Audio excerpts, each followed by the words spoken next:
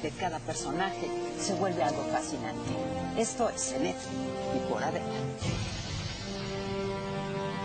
Lorenzo Córdoba, ¿cómo estás? Bien, Me da Adela. mucho gusto verte. Encantado de estar contigo. Doctores. Bueno, Lorenzo ante todo. Lorenzo siempre. No nos hemos visto desde hace un buen rato, pues yo creo que antes de las elecciones del 18, las federales, ya tiene un rato. ¿Cómo estás? Bien, ¿Cómo Adela, ves? muy bien. ¿Cómo te has sentido? Bueno, a ver, por un lado, con mucha satisfacción, cuando nos llegamos a ver, siempre te decía, porque además así lo veíamos, que las elecciones del 94 iban a ser, digamos, eran el gran desafío y el gran reto, pues, del INE que nació en 2014.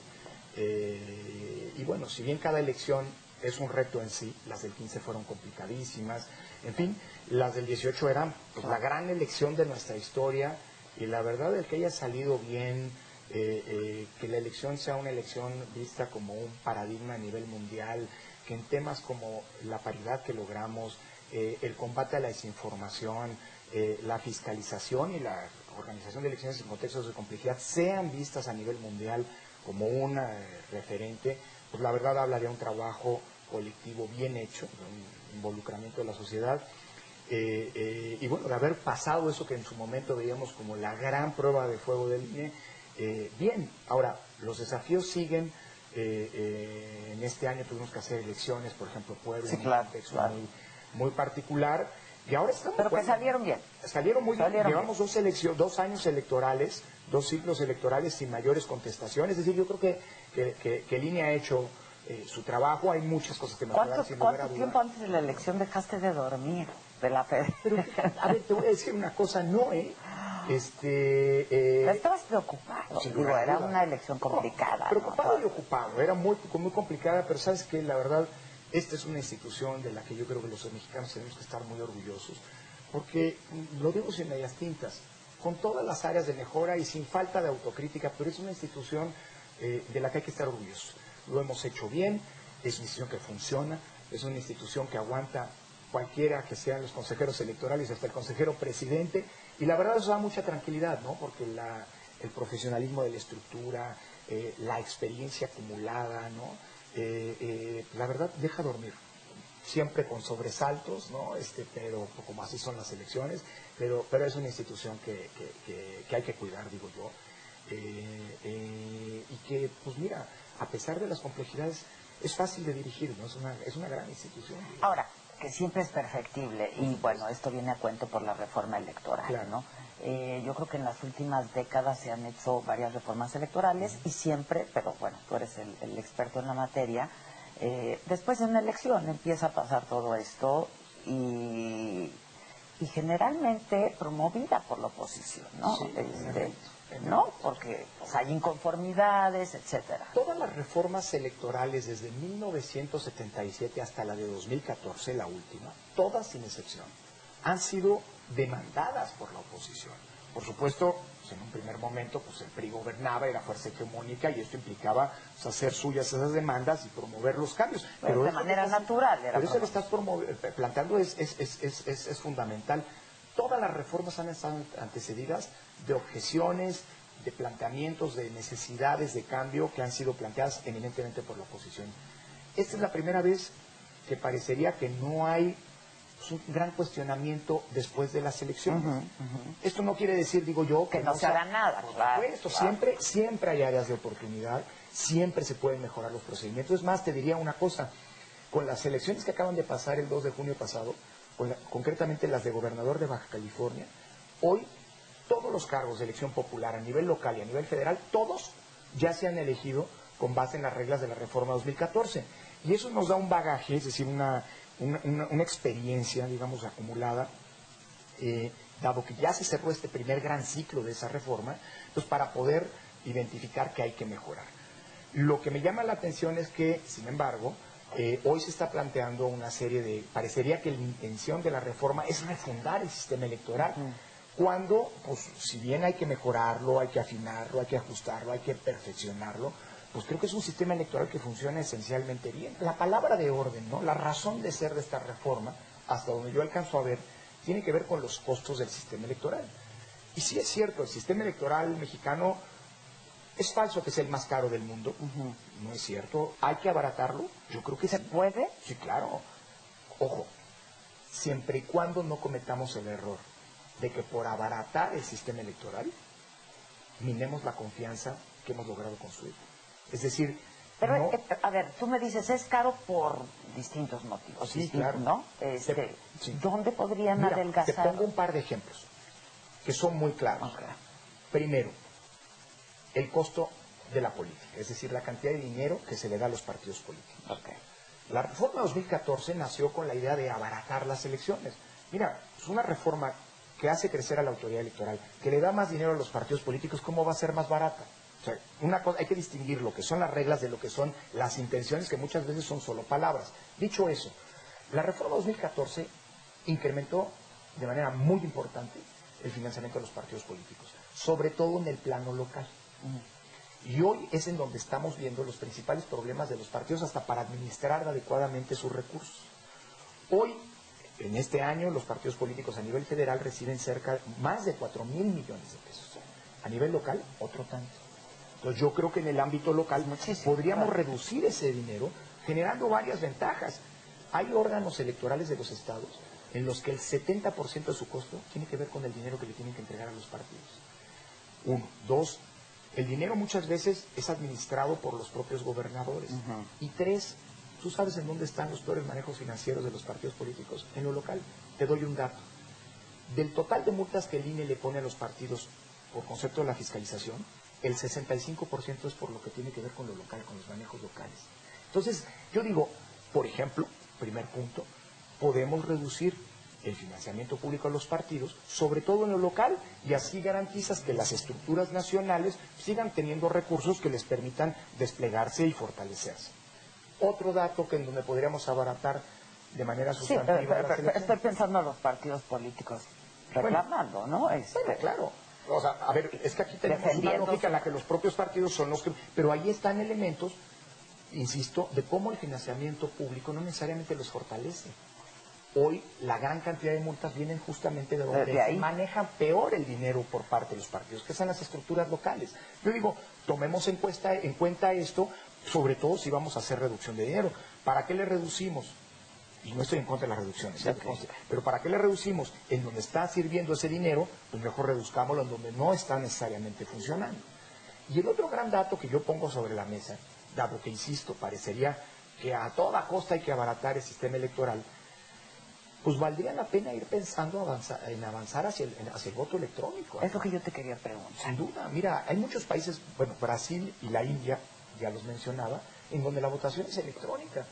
Y no son países en donde la confianza sea la palabra de orden, son bastante no son suizos ni finlandeses, son desconfiados como nosotros. Brasil y la India. Por eso. Y ahí el sistema de votación electrónica ha funcionado muy bien. ¿Cómo ha funcionado? Porque tiene también su... Sin lugar a dudas. Yo te diría una cosa. Primero, precisamente porque son países en donde la desconfianza existe, la construcción de los sistemas de votación electrónica ha sido mucho más robusta, mucho más cuidada que, por ejemplo, lo que no ocurre en países europeos, en donde, pues, al revés, es la confianza lo que predomina. Claro.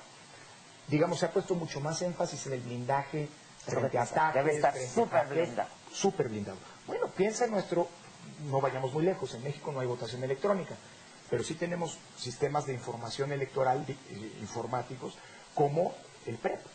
Pues el PREP jamás ha sido hackeado, e intentos ha habido muchísimos. Entonces, lo que yo digo es, si avanzáramos hacia el voto electrónico, el ahorro que podríamos tener en una elección federal, como la del 18, por ejemplo, es del orden de 4,000 millones de pesos.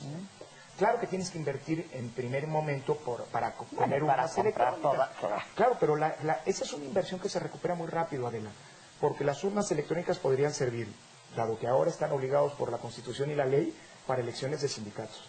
Podrían servir para, por ejemplo, elecciones internas de los partidos políticos.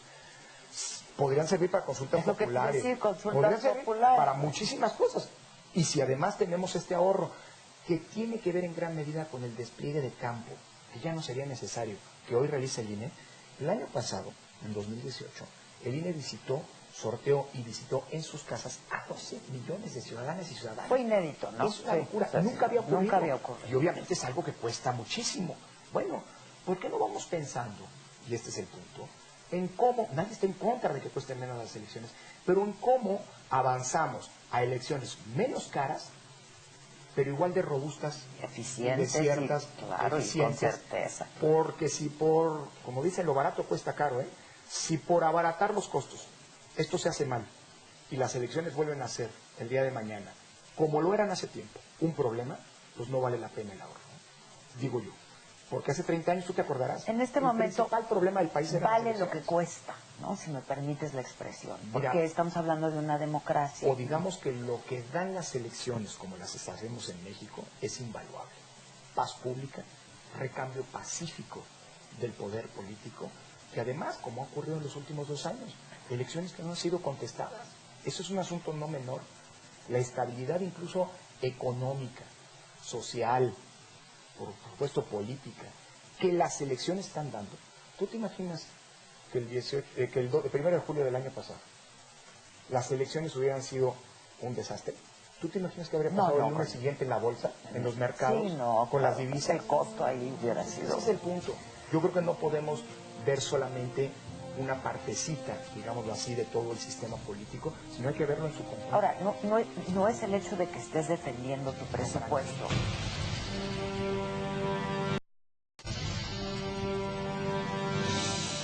No es el hecho de que estés defendiendo tu presupuesto. Pero para nada. Es más, Adela, tan hemos sido conscientes y responsables con el ejercicio presupuestal y sensibles de la condición social. Hay quien ya se olvidó. Hace 2 años, este instituto decidió devolver más de 1,000 millones de pesos que ya se le habían autorizado para construir unos edificios que nos permitirían ahorrar centenares de millones de pesos en rentas. Y sin embargo, entendimos que en el contexto del gasolinazo, te acordarás, sí, claro, la sensibilidad de la sociedad era muy alta y nosotros necesitamos conectar con la sociedad. No se iba a entender, aunque fuera a costar menos dinero después, no se iba a entender. A ver, pero te voy a poner las cifras para que veas cómo era una buena... Mejor que lo hablamos. Costaba 1,100 millones de pesos y hoy el INE paga casi 200 millones de pesos de rentas en la Ciudad de México. Después del sismo, los costos de las rentas se dispararon. Es a todas luces una buena inversión. Era a todas luces una buena inversión. Y sin embargo, no estaba bien vista. Era poco sensible, digamos. Era inoportuna. Correcto. Y además el INE, si hay alguien con quien tiene que generar clic, es con la ciudadanía. Porque para hacer elecciones dependemos que los ciudadanos decidan jalar con nosotros. Entonces, bueno, ahí hay un ejemplo. Nosotros somos una institución en la que en 2 ocasiones los consejeros y los altos directivos decidimos bajarnos el sueldo, entendiendo las preocupaciones. El año pasado presentamos el presupuesto más bajo de la historia del INE, entendiendo la lógica del llamado austeridad del nuevo gobierno. Sin embargo, nos metieron, a pesar de que presentamos el presupuesto más bajo, el recorte más grande de la historia. Y eso nos llevó a tener que pedir por primera vez en 28 años una ampliación presupuestal de la Secretaría de Hacienda, y no es bueno que el INE le ande pidiendo dinero al gobierno. Claro. Que por cierto no ha llegado y creo que no va a llegar. Y eso nos está llevando todavía más a hacer ajustes para poder cumplir con nuestras obligaciones constitucionales de darle servicio a la ciudadanía, por ejemplo la credencial para votar, sin impedirlo por una falta de dinero, ¿no? Ahora, los recortes que estás haciendo hasta este momento, que están haciendo en el INE, hasta este momento, no están afectando esto de lo que estamos hablando, que es muy delicado. Mira, en un primer momento en enero, incluso llegamos a pensar si mejor nos desentendíamos de las 5 elecciones locales. Todavía Puebla no había, ya se sabía que se iba a tener que hacer una elección porque había muerto ya la gobernadora en aquel trágico accidente, pero en un momento decidimos, pues no vamos a hacer las elecciones porque no nos alcanza el dinero. ¿Y sabes qué dijimos? Si el Instituto Nacional Electoral no hace elecciones, pues ¿para qué lo queremos? Entonces decidimos que las elecciones y los servicios a la ciudadanía, esos no se iban a interrumpir. Pero con esta segunda mitad del año vamos a tener un problema grave de recursos y vamos a tener que tomar decisiones, eventualmente cancelando programas. Hemos, por cierto, tenido buenas prácticas, como por ejemplo, a partir de licitaciones transparentes, abiertas, en las que atendimos recomendaciones de nuestra propia Contraloría Interna. Pues tuvimos una licitación, por ejemplo, para renovar los vehículos que requiere esa institución, en donde nos ahorramos 90 millones de pesos respecto de lo que el mercado decía. Es decir, con este tipo de buenas prácticas e inevitablemente pues, haciendo recortes. ¿Las Toyotitas o qué? Pues son camionetas de servicio sí, son camionetas de servicio que tienen a su disposición los consejeros, ¿no? Es que también ha sido motivo de señalamientos, ¿no? De que por qué siguen teniendo coches y que por qué se les da el coche. Bueno, a ver, hasta donde yo entiendo, todos los funcionarios federales de un cierto nivel tienen vehículos, ¿eh? Hasta el día de hoy. Pues claro, pues como debe ocurrir, mismo que los secretarios de Estado vayan en transporte público. Y mira que, por cierto, y estoy muy orgulloso, cuando hay tráfico en Tlalpan y tengo que ir al centro, al metro me sigo subiendo, ¿eh? Pero eso no es un asunto, yo creo que la austeridad, creo que es importante entenderlo, como lo dice el diccionario de la Real Academia. Austeridad significa que no haya lujos. Y creo que con eso todo mundo debe estar de acuerdo. O sea, el servicio público no es para que haya lujos. El servicio público no es para que utilices aviones privados para ir de un lado a otro. Y más todavía cuando esos aviones se utilizan, como sabemos muchas veces, para un uso estrictamente personal. Pero austeridad no quiere decir falta de gasto. Solo que hay que gastar bien y sin excesos el dinero que la sociedad nos confía. Así lo entendemos. Un gasto eficiente otra vez. Por supuesto. ¿No? Y sin ningún tipo de exceso. Mira, hay ciertas cosas por decisiones que hemos tomado y no pasa nada. Por ejemplo, hace 2 años decidimos que los consejeros electorales y que los directores ejecutivos no iban a tener servicio de telefonía celular. Y nosotros usamos nuestro teléfono. Cada quien paga su teléfono. Hombre, eso es justamente, creo, austeridad bien entendida. Si la austeridad significa que no haya dinero, pues para nada. Pues que para operar, ¿no? Para operar, para cumplir con el beneficio y con los servicios que estamos obligados a dar a los ciudadanos, creo que es una austeridad mal entendida. ¿Se está corriendo ese riesgo con la reforma electoral que se está proponiendo? Mira, espero que no. Yo lo que sí veo con preocupación es que, por ejemplo, se plantee desaparecer a los órganos locales y que el INE se haga cargo de de su tarea. ¿Puede? Con la estructura actual del INE, no. Alguien me vas a decir, pero si hicieron Puebla. Pues claro, hicimos Puebla en la elección extraordinaria nosotros, la jalamos a nuestra competencia exclusiva porque no teníamos ninguna otra elección que hacer en ese estado. No teníamos elecciones federales, era solo la elección de gobernador y solo de 5 municipios. Pues claro que se volcó la estructura del INE para hacer esa elección y la pudimos hacer Baja California, por ejemplo. En Baja California, pues nosotros teníamos que hacer lo que nos tocaba. El OPLE hizo, el órgano electoral local hizo lo que le tocaba. Pero ojo, estamos hablando de elecciones en las que no hay elecciones federales, Adela. En 2021 vamos a tener elecciones federales y elecciones en 32 estados. El INE, como está hoy, ¿puede allegarse esta facultad sin ningún tipo, sin crecer en su estructura? La respuesta es clara y contundente. No. De hecho, la misma reforma que está planteando desaparecer, la propuesta, la iniciativa de reforma que está planteando desaparecer a los órganos locales, está planteando que los órganos del INE que son temporales y que llamamos consejos distritales, el INE tiene un consejo general. Cuando hay elecciones, solo cuando hay elecciones, nombramos a un consejo en cada estado, son 32 consejos locales, y ellos a su vez nombran un consejo en cada distrito, en cada uno de los 300 distritos. Quienes integran esos consejos son personalidades públicas, periodistas, académicos, empresarios, etcétera, que tienen su trabajo y que, digamos, colaboran con el INE. A cambio de eso se les da una dieta, ¿no? Pero no es un salario, no es un trabajo permanente. Bueno, esa reforma que quiere desaparecer a los órganos locales y abaratar la elección, dice que los consejos locales del INE van a ser permanentes. Es decir, vamos a necesitar 200 funcionarios todo el tiempo permanentes, y hay que pagarles un salario que va a ser mucho mayor que la dieta. Entonces, digamos, cuidado con esos sinsentidos. Pero de lo que más me preocupa, por cierto, de esta propuesta, no es tanto que se vuelvan permanentes estos órganos, sino que se plantea que ahora los va a nombrar ya no el Consejo General, sino la Cámara de Diputados. Y ahí sí yo digo, cuidado, porque una cosa es que las elecciones cuesten menos y nadie está en contra, siempre y cuando no se debilite la autonomía y los procesos electorales. La autonomía, pues eso es... Pero por otro lado, cuidado con que ahora haya una especie, digamos así, de captura de los órganos, de los partidos políticos, de la estructura del INE. De ahí venimos. Es durante 30 años lo que hemos estado poco a poco, digámoslo así, eliminando. No demos una vuelta atrás 30 años, pues porque si no, mejor, si esa es la intención, pues mejor que de nuevo la Secretaría de Gobernación sea la que realice elecciones. Las elecciones. Nada más que me temo que vamos a tener un problema como los tuvimos hace 30 años, porque el principal problema hace 30 años era que el gobierno, que un partido, controlaba todo el aparato electoral. Eso es lo que se ha tratado de evitar en estas 3 décadas. Por eso yo digo, toda reforma que tenga por propósito abaratar costos sin vulnerar certeza, toda propuesta que tenga por objeto fortalecer al sistema de partidos, que tenga por objeto fortalecer a la representación política y que tenga por objeto fortalecer la autonomía de los órganos electorales, debe ser bienvenida. Pero las reformas que quieren mermar el pluralismo político, eliminar la representación de ese pluralismo, acotar o capturar a los órganos electorales, pues es una reforma que no vale la pena cuando tenemos un sistema electoral que funciona. ¿No? Y es muy delicado. Delicado. No estoy leyendo malas intenciones, Adela. No, yo no te iba a preguntar, ¿lees esas intenciones?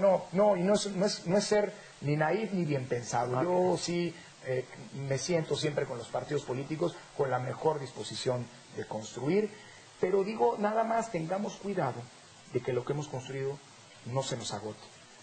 Tengamos cuidado con algo. No demos por sentado que lo que hemos logrado en términos democráticos llegó para quedarse de una vez y para siempre. Porque la historia nos enseña, Adela, cómo muchas veces, si no cuidamos a la democracia, sin darnos incluso cuenta, el día de mañana podríamos tener un sistema que el democrático no tiene nada. Es decir, la democracia o la cuidamos, la procuramos, la defendemos todos, o el día de mañana podemos darnos cuenta que la hemos perdido. Más allá de los costos, ¿en dónde hay que mejorar?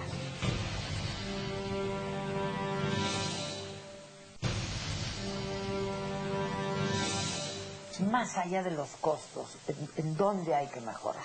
Bueno, yo creo que habría que simplificar el sistema. Ok, exacto. Es un sistema súper abigarrado, súper complicado, con muchísimas regulaciones. Y esto, lejos de eliminar o disminuir la litigiosidad, la ha incrementado. Cuando tú tienes muchas reglas, esas reglas tienes que interpretarlas. Y esto implica un mayor grado de interpretación. Y cuando hay interpretación puede haber alguien que no está de acuerdo. Claro, y por supuesto que va a impugnar la decisión que tome, por ejemplo, la autoridad electoral. Entre menos reglas, pues mejor, ¿no? Incluso, a ver, ahora perdón, me voy a hacer un switcheo. A ver, te voy a entrevistar, ¿no? Okay. Perdona, pero lo hemos platicado muchas veces. Tú eres una periodista. ¿Cuántas veces no has hablado o hemos hablado por dudas tuyas legítimas diciendo, oye, esto lo puedo hacer o no lo puedo hacer, no voy a violar la normatividad electoral o no, puedo entrevistar a los candidatos en un periodo de intercampañas, por ejemplo, o no? Es decir, es un sistema que genera muchas dudas. Muchas dudas. Cuando a todos los actores, a todos. Cuando si algo debería ser clarísimo en la democracia, uno, son las reglas, y dos, pues es, digamos, el oficio periodístico, la libertad de expresión, pues es el caldo de cultivo para que la democracia florezca. Ahora, estas reglas, para que la gente lo tenga claro, pues las hacen los partidos políticos. Pero por supuesto, ¿no? ¿Por qué? Por desconfiados. Exacto. Entonces vamos a poner un candado aquí, un candado aquí, un candado aquí, un candado aquí. Yo apostaría a, sin perder la esencia del sistema electoral, porque vuelvo a insistir, es un sistema, Adela, es un sistema admirado y reconocido en el mundo. La autoridad electoral que hemos logrado crear es una autoridad, lo digo de veras, te lo decía hace un momento y lo vuelvo a insistir, de la que deberíamos sentirnos orgullosa. Déjame darte un dato de por qué. Tú sabes cuál es el órgano electoral que hoy es el órgano de asistencia técnica para estas materias, para la materia electoral de la Unión Europea. ¿México? El INE. El INE es el único órgano electoral que cuando hay elecciones en Europa y cuando los europeos están, por ejemplo, como ocurre en los países del norte de África, promoviendo democracia, echan mano del INE. Si hubiéramos hecho mal la tarea, pues no estaría el INE cumpliendo estas funciones. Dicho eso, yo creo que el sistema electoral se puede simplificar y eso ayudaría muchísimo. Lo volvería más comprensible, lo volvería más, cuando algo es más comprensible, es más creíble, sí, claro, para los ciudadanos. Más sencillo, pues. Yo apostaría a que la reforma electoral, sin perder en la calidad con la que se hacen las elecciones, fuera más sencillo. Entre otras cosas porque si hacemos eso, también va a ser menos costoso, por cierto. Ahora, ¿qué fue muy cuestionado el INE durante campaña, durante todo el proceso?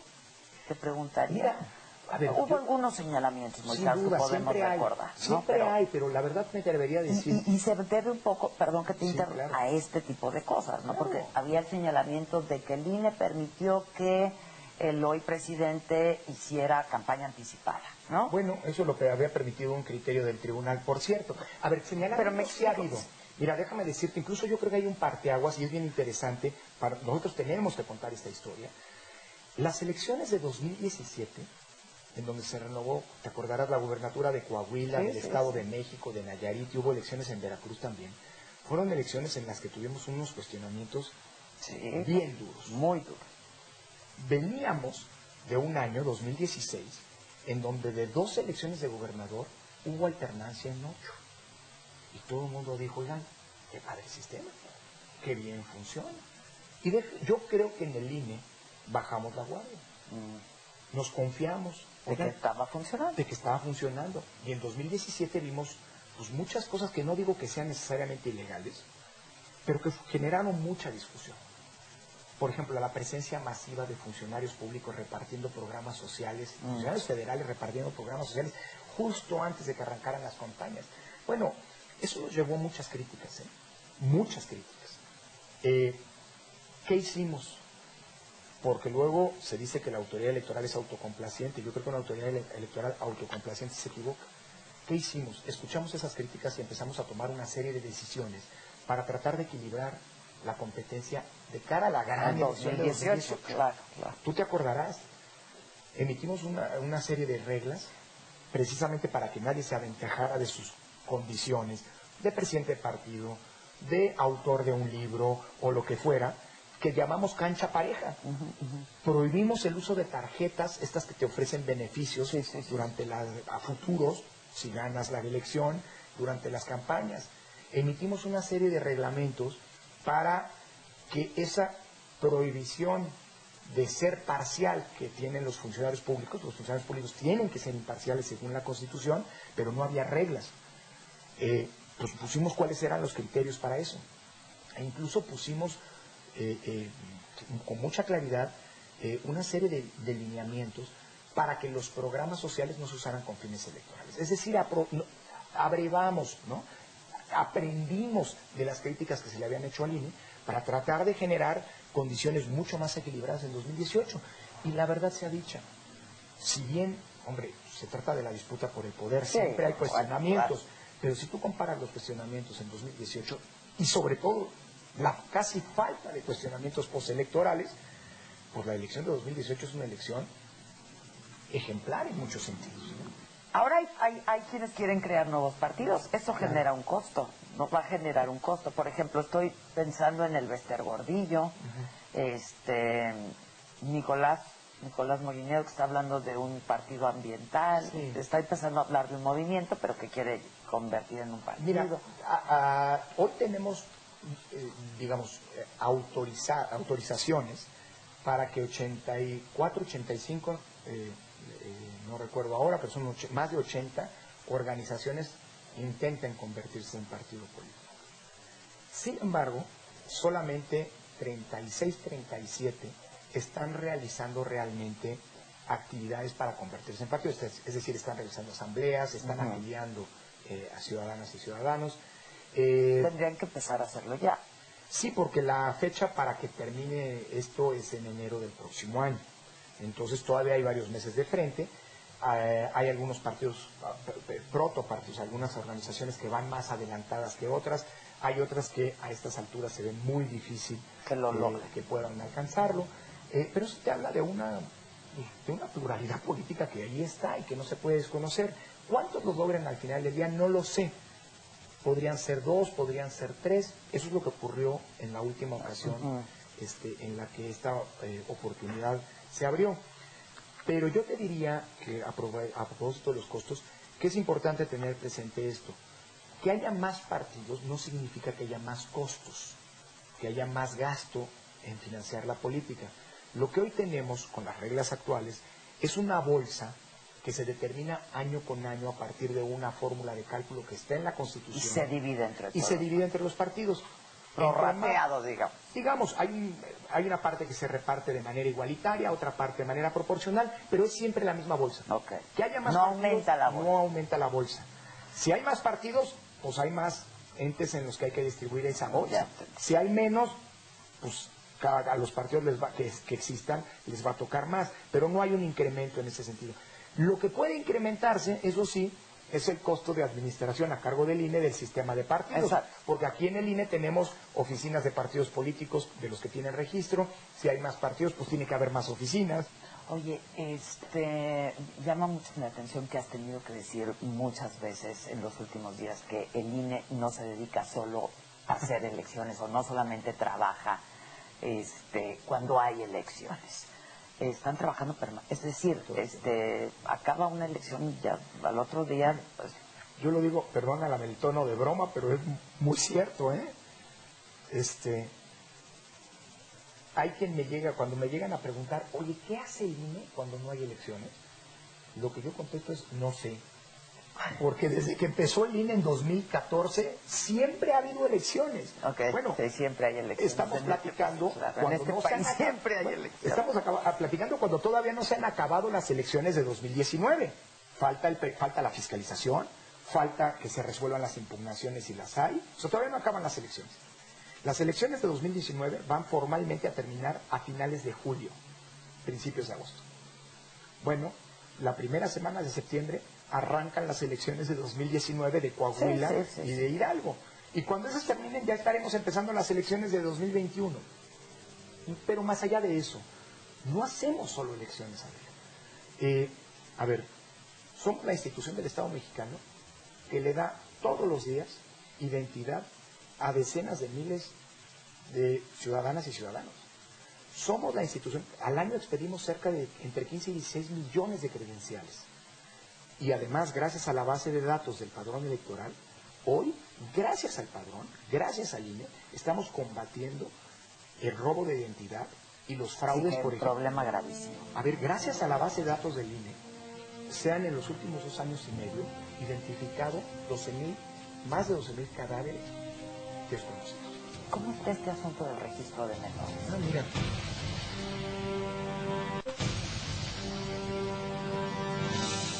¿Cómo está este asunto del registro de menores? Mira, creo que es uno de los grandes problemas que tenemos. Desde hace mucho tiempo, el Estado mexicano ha fallado con una obligación, que es proporcionar la cédula de identidad. Yo digo que con el paso del tiempo, la cédula de identidad ya la tenemos. Se llama credencial para votar con fotografía. Sí, claro. ¿Para qué? En tiempos en los que el gasto es algo que hay que cuidar muchísimo, el gasto de dinero, ¿para qué nos inventamos el agua tibia y queremos crear una cédula de identidad? Ya la tenemos. Y el INE está dispuesto no a compartir la información que los ciudadanos nos dan, porque eso no se puede. Cuando tú fuiste a los módulos a dar tus datos para tener tu credencial, firmaste un aviso de privacidad y se la diste al INE solo para las funciones que tiene el INE, no para otras cosas. Así que eso no lo damos. Pero utilizamos los datos de todos los mexicanos para validar esa identidad. Por ejemplo, si tú vas a un banco y haces un trámite, presentas tu credencial y en tiempo real el banco, gracias a los convenios que hemos firmado, valida con el INE que se trata de una credencial válida y vigente. Y si además pones tu huella dactilar en tiempo real, sin darle la información de la persona, nosotros le decimos al banco, esa huella coincide con el registro de la persona y de la credencial que nos consultaste. Entonces no exponemos los datos, pero combatimos el robo de identidad. El problema es que el Registro Federal de Electores solamente tiene los datos de mayores de 18 años. Falta un registro de menores. Pero la manera más fácil, más barata y más confiable de hacerlo es que el INE se haga cargo. Ya tienen la estructura. Tenemos 1000 módulos, tenemos la infraestructura informática, tenemos, digamos, la base de datos más grande y mejor resguardada, más segura del país. Claro que podemos hacerlo con los niños. Es más, te lo digo así, hoy tenemos una capacidad instalada para emitir hasta 32 millones de credenciales. Como te decía, al año expedimos entre 15 y 16 millones. Es decir, podríamos cada año expedir el doble. Eso significa que en 3 años podríamos haber credencializado a todos los menores de edad. Entonces yo digo, es lo más fácil, es lo más barato, hablando de austeridad. Claro, y tú no vas a tener que entrar en esta lógica de confianza de, híjole, llevo o no a mi hijo a la oficina del gobierno X Exacto, a que tomen sus datos. Porque sería con el gobierno. Claro, pero pues si Y eso le ahorraría una lana al gobierno, además, muchísimo, ¿no? muchísimo. Si ya tenemos eso y el INE está en esta buena disposición de autenticar la identidad con dependencias públicas, con dependencias incluso entes privados que dan servicios públicos, servicios a la ciudadanía, pues ¿por qué no avanzar por ahí? Oye, ¿te amparaste? Sí, me amparé, pero además ¿Tú también... y todos los consejeros? Mira, ¿O solamente tú? ¿Cada quien lo No, hizo? es un asunto individual. Lo que sí hizo el INE fue presentar una controversia constitucional en contra de dos cosas. La principal, el recorte de que fuimos objeto, porque es un recorte pues, que ocurre cuando el gasto de la administración pública aumenta. Y si aumenta el gasto, pues ¿por qué se le recorta al instituto? Sin ninguna razón, ni justificación, ni motivación. Y también en contra de la reducción de los salarios, no porque estemos en contra de la reducción, de hecho ya nos habíamos bajado varias veces el salario de los consejeros, sino porque, ojo, no se hizo un estudio de cuánto es lo que debería disminuirse. Nadie está en contra de que los funcionarios públicos ganen menos. Son los modos y las formas. Si se construye bien esto, creo que se habría logrado, si se hubiera construido bien, se habría logrado una colaboración que hoy no existe. Sí, además, por la vía individual, varios funcionarios públicos se ampararon. Yo también decidí, no me iba a amparar, no pretendía ampararme porque eso pues iba a ser objeto eventualmente de escarnio público. Al final lo decidí por tres razones. Una, pues porque era digamos, era una cuestión de solidaridad con los otros funcionarios que se habían amparado. Dos, pues por una cuestión de congruencia. Si presentamos una controversia constitucional, ¿por qué no lo hacen? No presentar también este recurso. Y tres, porque lo digo con toda franqueza, nadie está en contra de digamos, la no austeridad, es decir, en contra de lujos. Pero yo creo que, digamos, si hay un buen catálogo de retribuciones, cosa que no existe, pues estaría, el amparo es una manera también de conseguir que eso ocurra, que se discuta públicamente cuánto tiene que ganar un funcionario público y que sean retribuciones, digamos así, justas para el trabajo que se realiza. No está bien enriquecerse en el servicio público, pero tampoco hay que lastimar el servicio público. El servicio público tiene que pagar lo que se deba pagar, algo justo, sin excesos, cosa que hoy no ocurre. Y por cierto, para la crónica, no tengo ni suspensión, ni estoy amparado, así que yo estoy ganando, como siempre ha ocurrido, menos de presidente. Ah, ok. Oye, ¿no pensaste en, una vez que ya terminó la elección tan complicada del 2018, ganó Andrés Manuel López Obrador? Yo creo que tu papá estaría muy contento, ¿no? Bueno, mi papá era una gente muy cercana. Claro, muy cercana, sí. En renunciar, porque yo me acuerdo que mucha gente decía, pues, con esto trasciende, ¿no? A ver, tú llegaste aquí hace muchos años, ¿no? Pero pues un deseo tuyo, pues, sin duda, era ser el consejero presidente, ¿no? Del Instituto Dos de mis Nacional grandes Electoral. maestros, Pues Jorge sí, Carpizo y Pepe claro, Goldenberg, fueron claro, presidentes. claro. Entonces, no dijiste, nunca te dijiste, pues, yo ya hice lo que tenía que hacer, o... Mira, te lo digo así, yo creí que 18 era la razón de ser por la cual pues, yo fui designado presidente. Y me di cuenta que no es así. Es decir, creo que la razón de ser de una presidencia es cumplir el mandato, que implica sacar bien las elecciones, pero también generar las mejores condiciones, por ejemplo, para que el INE se convierta en el mejor lugar en términos de oficinas no se públicas acaba para con trabajar. no se acaba con una Por supuesto que elección. no. Además te voy a decir una cosa, vendrán las del 21 y como siempre, eso ya me lo sé, siempre que viene una nueva elección, siempre esa elección es más compleja que las anteriores. Así que la del 21 va a ser más compleja que la del 18. Oye, y la del 24 ya no te toca, No me toca. ya no te toca, ¿verdad? No, porque mi mandato es hasta abril de 2023 Okay. y ese día regresaré con muchísimo gusto a mi cubículo en la UNAM. Ahí tengo mi plaza, concursé por ella, es una plaza porque me gané. Y además, mira, volveré a la academia, Adela, siendo, creo, un mejor académico. Siempre me dediqué a las cuestiones electorales. Sí, claro. Y yo te lo digo así, un académico que se dedica a las cuestiones electorales que ya pasó por la responsabilidad de organizar elecciones, que ya no conoce en abstracto, Claro, ¿no? La teoría, claro, sino claro. en los hechos lo que es la política, lo que son los partidos, con sus virtudes y sus defectos, pues es alguien que tiene elementos para poder ser un mejor académico. Mencionaba a uno de mis maestros, a mi antecesor, Pepe Woldenberg. Sí. Yo estoy convencido que Pepe Woldenberg, luego de haber sido presidente del IFE, Es mucho mejor. es mucho mejor académico hoy. Oye, rápido porque es algo que me ocupa y me preocupa. ¿Qué onda con lo digital? Porque hablábamos de, pues, cómo auditan los medios tradicionales y los etcétera, etcétera, y cómo los monitorea el INE. Está bien difícil el asunto, Imposible, ¿no? diría yo. A ver, ojo, se puede hasta un cierto límite. Por ejemplo, y es lo que hasta donde ha avanzado el INE. Pues hicieron todo el asunto de las fake news y todo eso que resultó muy bien, y resultó bien. ahora te lo digo telegráficamente. Mira, primer punto. ¿Se puede regular el mundo digital? Sí, siempre y cuando no te pases de ciertas fronteras. Por ejemplo, claro que puedes regular lo que ocurre en una cuenta de Twitter o de Facebook o lo que sea de un candidato o de un partido o de una agrupación política, cuando sabes que es de esa agrupación y demás. Pero tú no puedes pretender imponer responsabilidades pues, frente a un anónimo en Twitter, Claro, un huevo, ¿no? Claro. Figurita un huevo, que no sabes ni quién es, ¿no? Sí. Entonces, yo creo que las fronteras hay que entenderlas y no pretender pasarse, porque si no vas a entrar en un terreno pantanoso ya que no vas a salir. Y el otro tema es el que tiene que ver con la desinformación. Mira, Adela, hoy en el mundo, y por eso hay que estar muy orgullosos, digo yo, hay dos grandes modelos. El modelo francés, que criminaliza las noticias falsas, quien difunde las noticias falsas, quien las crea, quien las difunde, y la plataforma en donde se... Es penal, difunde, ¿no? Claro, cometen un delito. Y el otro modelo, pues es el modelo mexicano. ¿Qué? El modelo que apuesta a combatir la desinformación con información. Es decir, un modelo que en lugar de entrar en una lógica de censura, claro que hay ciertos límites, la ley establece que está prohibida la calumnia. Si en la cuenta de un candidato se calumnia a otro, pues claro que tienes que intervenir. Pero hasta allí. No criminalizas, es decir, no persigues las noticias falsas, sino que más bien las identificas y las contrarrestas con una noticia certificada, validada. El año pasado pasó.